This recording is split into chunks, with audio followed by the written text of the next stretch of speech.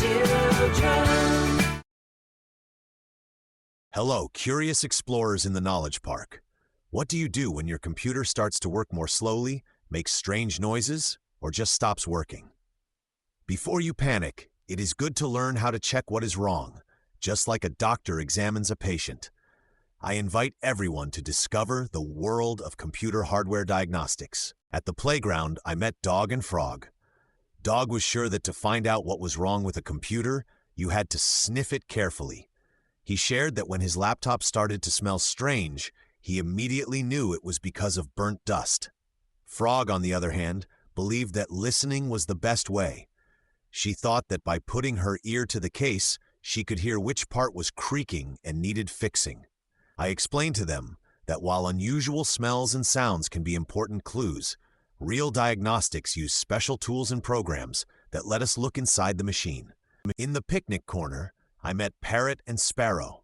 Parrot told me her computer started to overheat a lot. She ran a program that showed her the temperatures of all the parts. It turned out the processor was as hot as a volcano, which meant it was time to clean the dust from the cooler.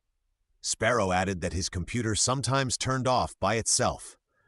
He used a special program to test the memory and found out one of the sticks had errors. After replacing it, the problem disappeared.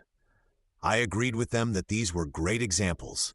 Good diagnostic programs can help find the exact source of a problem. On the walking path, I met Rat and Cat. I decided to check what they knew and ask them about hardware diagnostics. Rat explained that diagnostics is the process of finding problems with computer hardware. It includes testing important parts like the processor, random access memory, hard drive, and graphics card. Cat added that special programs are used for this. These programs run stress tests and check if everything works well. Finally, they make reports about the condition of each part.